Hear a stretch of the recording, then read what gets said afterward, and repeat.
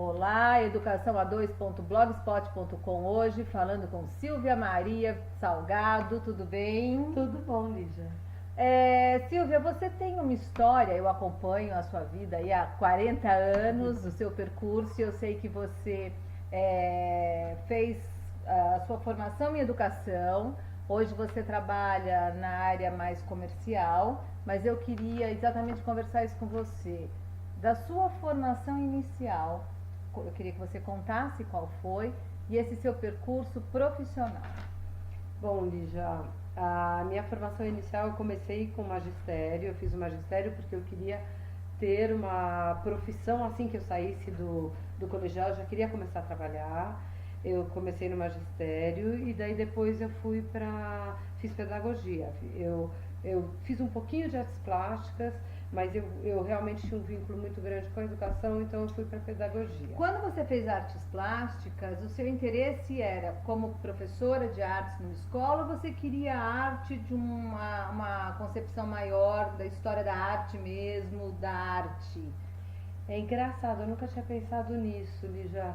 Eu, eu acho que eu sempre fui vinculada à educação. Eu gosto muito de arte, eu faço arte, eu leio arte, mas eu realmente nunca tinha pensado nessa forma. Mas eu pensava na sala de aula.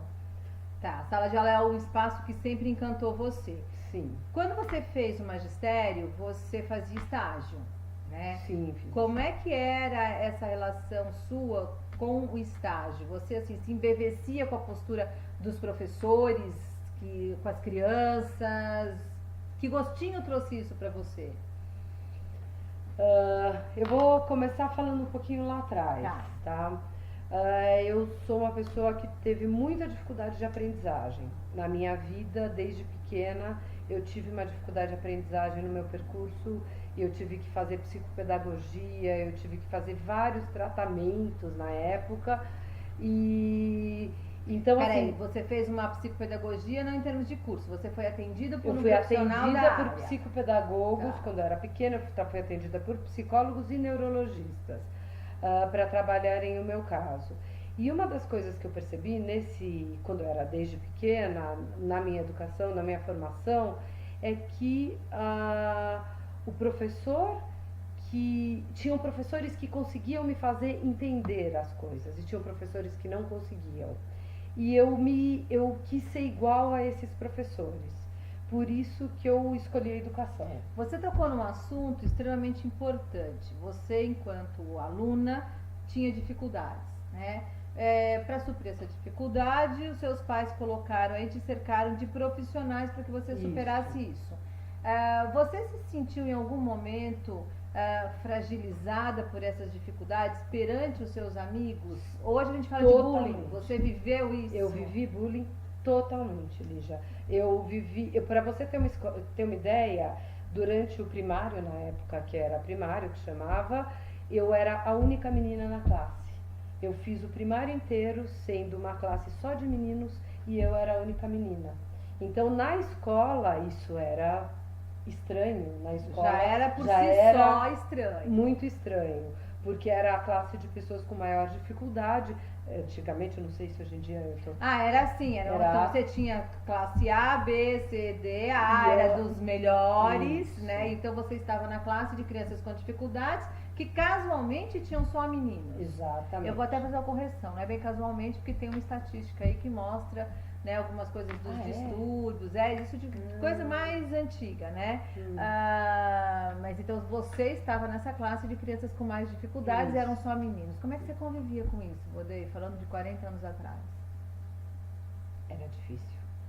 Era bastante difícil. Você tem lembrança? Você tem memória disso? Sim, tenho. Primeiro que eu babava de ver, queria ter amigas, né? Meninos tinham vida diferente. Bom, eu me pendurava um pouquinho na professora, né? Eu tinha uma relação muito forte com as professoras. Essas professoras que você fala, sendo do hoje Fundamental 1, que nessa época era o primário, elas tentavam cuidar dessa sua dificuldade, iam passo a passo com você, ou você não percebia hoje, olhando para trás, você tem alguma memória disso? Daí, de novo, eu volto a uma questão. Os meus pais cobravam muito isso da escola. Tá. Os meus pais cobravam da escola e dos professores. Então existia um compromisso. Meus pais cobravam esse compromisso da escola. Então eles tinham, mas eu não tenho essa consciência se era por causa dos meus pais ou se era por causa da escola. Eu estudei numa escola e depois eu mudei de escola. E quando eu mudei da minha segunda escola, que foi Madralix, eu estudei no Jockey primeiro, que era essa classe, e depois eu fui para o Madralix. Quando eu estudei no Madralix, a Madralix teve o compromisso de trabalhar, de tentar me trazer para dentro da escola. Mas o que aconteceu? Eu não me adaptei ao método e tive que sair de novo. Então eu tive que sair mais uma vez de escola. Tá. Né? Agora, tudo isso eu estou falando porque quando eu fazia estágio e quando eu era aluna, eu olhava muito para a postura do professor. E eu admirava os professores que tinham uma postura de olhar para esses alunos com dificuldade e me projetava neles, eles me trouxeram muito conhecimento e queria ser igual. Então, assim, as minhas referências sempre foram essas. Sempre foram os professores que trabalhavam com isso. E o meu grande desafio profissional, quando eu dei aula, eu gostava de pegar a classe C, D e E. Queria pegar quem tivesse dificuldade. Eu pegava a classe das crianças com dificuldade. E que relação você faz disso? Quer dizer, você hoje um adulto que na sua infância teve dificuldades com a aprendizagem e quando teve a possibilidade quis trabalhar com crianças que tiveram também dificuldades na aprendizagem. Isso era o quê? Era tentar descobrir como que você se superou? Era tentar amenizar um sofrimento, uma angústia de uma criança? Eu acho que era mais isso. Eu acho que assim, eu trabalhava com as crianças e ao mesmo tempo eu estava trabalhando comigo mesma. Então assim, eu tentava entender da onde saía aquela dificuldade. Eu gosto muito de alfabetização. Então assim, eu trabalhei muito tempo, tanto que eu parei de trabalhar com educação quando eu parei de ser alfabetizadora. E eu percebi que ou eu ia para a vida acadêmica, depois de um certo momento, ou eu ia virar uma diretora, uma orientadora, e eu gostava de alfabetização. E eu gostava de entrar no olhar desse aluno com dificuldade e chegar nele para transpor essa situação adversa que ele vivia, né? Para tentar transpor os obstáculos que estavam nessa situação da alfabetização. E eu acho isso muito interessante o que nós estamos falando, porque você se coloca como tendo sido uma aluna com muita dificuldade, e eu sempre falei uma coisa para você: você é uma das pessoas que eu conheço de muita cultura. Você lê demais, você é uma pessoa culta, pelas suas viagens ou pelas suas leituras. Você é uma pessoa que está sempre numa livraria, você está sempre imersa em pesquisas, né? E eu acho que isso é uma mensagem muito legal, muito importante para as crianças e para os jovens que têm uma relação de dificuldade com a aprendizagem, seja uma dislexia, um déficit de atenção, uma descalculia. Quer dizer, você, eu acho que é um exemplo vivo disso, né? E você é muito culta. O que te move para tanta leitura, esse seu conhecimento todo, né? Isso eu acho que faz de você uma pessoa assim muito especial. Conversar com você sempre tem assunto, né? Quando criança, é que eu acho que é difícil falar para você. Volta lá, se você com 7, 8 anos imaginava que isso tudo fosse acontecer, né? Mas assim, você buscou superar suas dificuldades por meio da leitura mesmo, ou isso foi uma consequência, um acaso? Bom, eu tinha duas grandes dificuldades. Uma era entender. Então, lendo, eu consegui. Eu me lembro quando eu comecei a entender inglês. Eu estava no colegial e um dia eu já tinha recebido uma americana na minha casa, já tinha ficado hospedada em casa. Eu me comunicava com ela, mas eu não entendia. Eu não tinha desenvoltura. E eu me lembro no colegial, numa aula de inglês, quando eu comecei a entender. Parece que virou uma chavinha dentro de mim e eu comecei a entender. E hoje você tem o inglês fluente e o francês fluente, né? O francês não é bem fluente, mas eu tenho, hoje eu falo língua, assim. E eu tinha dificuldade para entender e eu tinha dificuldade motora. Eu tinha essas duas dificuldades.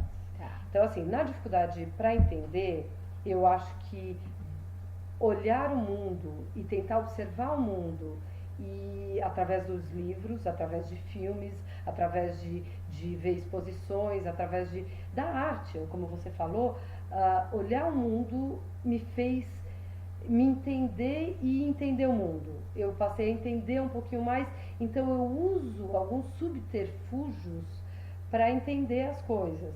E eu usei disso para poder entender.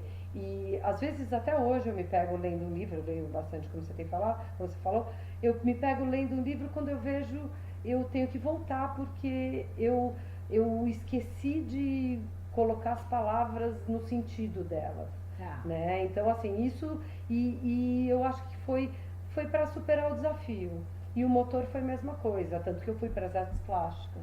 Eu, no ginásio lá no Guaraci Silveira, que a gente estudou junto, eu tinha muitos trabalhos manuais, eu não conseguia tocar violão, eu não conseguia fazer esporte, eu não fiz esporte nenhum até o colegial, eu fui tirada de todas as aulas de educação física, eu não podia, por uma prescrição médica, fazer educação física. E as professoras não conseguiam me ensinar o tricô e o trabalho manual porque eu era canhota. E eu fui na observação, eu observei as pessoas fazendo e hoje eu faço tricô, faço crochê, faço bordado, faço qualquer coisa. Trabalhou até com ONGs essa questão toda, não foi? Trabalhei. Manual e... Daí foi um resgate da minha história, exatamente. Que legal. E hoje você trabalha numa área comercial. Isso. Essa área comercial, você a ver ligada... O que da educação tem nessa área comercial? Você vê alguma coisa? Eu vejo... Primeira coisa, na área comercial, trocar é importantíssimo. Você tem interação com o outro. Interação, né? Com o outro. E você acaba dando um apoio para o seu cliente. Um vendedor, ele tem que entender como é que ele vai passar para o cliente do jeito que o cliente entenda. Isso é super importante. Ele tem que primeiro interagir, entender as necessidades e passar para o cliente uma solução de alguma questão que está acontecendo.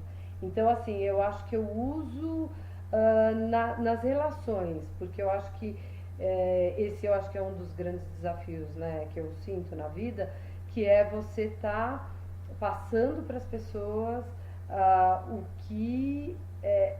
passando a coisa certa que ela precisa ouvir para resolver alguma questão. O vendedor é uma pessoa que ajuda a resolver questões, no meu conceito. Para mim, o vendedor não empurra a coisa. E dessa maneira você precisa ter uma interação com ele, de maneira que você conheça a realidade dele, o mundo que ele está vivendo, tem o seu produto e você é quem vai fazer, quem vai permear isso daí, para que você obtenha seu sucesso na venda e que deixe o cliente satisfeito. Exatamente. Quer dizer, isso é uma interação, quando você tinha, por exemplo, a dificuldade para interagir com um texto, para interagir com um professor quando ele tentava te explicar alguma coisa. Isso é relação. É verdade. E de repente você teve uma linha, um aprendizado muito grande, você foi superando os seus desafios e hoje nas relações você consegue estabelecer esse elo e esse vínculo. É verdade. Você consegue se relacionar com o outro, se fazendo entender e fazendo com que o outro entenda a sua proposta. Isso é o grande desafio e isso que realmente me deixa muito animada com essa questão da venda. Leitura para você então é uma coisa importante? Para mim é. Para mim é. Hoje, para a gente ter sucesso, a gente consegue viver sem leitura de um jornal, sem saber o que está acontecendo no mundo? Eu acho que não dá, né? É impossível. Eu acho que não dá. Silvia, você gostaria de deixar algum recado aí para os jovens que estão buscando a sua carreira profissional, o nosso mundo aí globalizado? Você tem alguma coisa, uma mensagem para deixar para esses jovens? Olha, tenho ele já. Eu acho que assim, encarar os desafios. Tudo que acontece na vida da gente que atrapalha um pouco o nosso caminho foi feito para a gente tentar entender e superar esse desafio. Pode ser desviando, pode ser passando por cima, mas tentar entender. E uma dificuldade do passado não necessariamente será uma dificuldade a vida inteira. Eu tive dificuldade, hoje eu não tenho mais dificuldade do jeito que eu tive. É claro que a gente sempre tem dificuldades, mas assim, uma dificuldade do passado não é a vida inteira. Então é super importante olhar para os desafios que aparecem na vida. Que bom. Educação a 2.blogspot agradece muito a sua conversa, você Obrigada, se abriu eu agradeço. aqui, eu acho que é uma mensagem extremamente importante e acho que a vida é isso mesmo, a gente tem as nossas dificuldades e a gente vai superando, né? Então parabéns para você, eu acho que seu percurso de vida é muito lindo e você é uma pessoa extremamente culta, é um prazer conversar com você. Ai, obrigada, Lígia.